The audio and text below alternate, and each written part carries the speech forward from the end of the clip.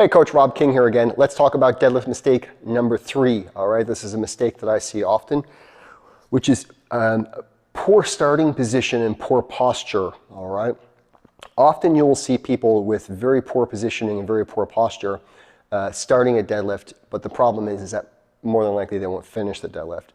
Most of the problems at the top of the deadlift are fixed at the bottom of a deadlift.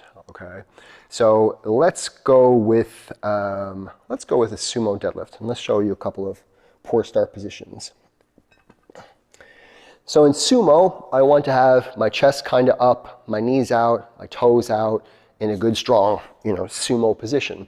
So often, if you see people with improper sumo position, is they'll keep the hips too high and the chest will come too far forward.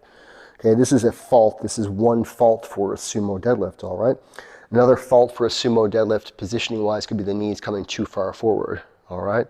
Or the hips coming in too far before I start. These are just some of the many common mistakes that you can see in sumo, but all of these problems need to be fixed at the bottom, or else at the top you're going to have problems, okay? So you always want to have a good, strong starting position, all right? Conventional. You'll often see people do what's called the cat back, the big rounded back. They're going to start like this. You'll probably, again, break it off the floor, but you're probably not going to finish it, all right? So that's one of the common errors in conventional. Another area of conventional is basically just not having a strong hip hinge. So if you just lean over from here and start pulling, and you're pulling with your lower back and you're pulling with your arms, your start position is not a good starting position, so your finish is not going to be very good. So a very common mistake in the deadlift is poor positioning, poor setup, and poor starting position, okay?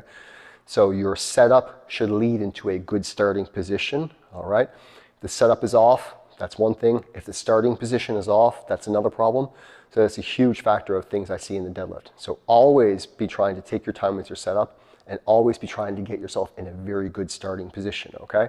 It's going to set you up for success down the road, and it's also going to help you prevent injuries a lot. Give it a try. Let me know if this helps.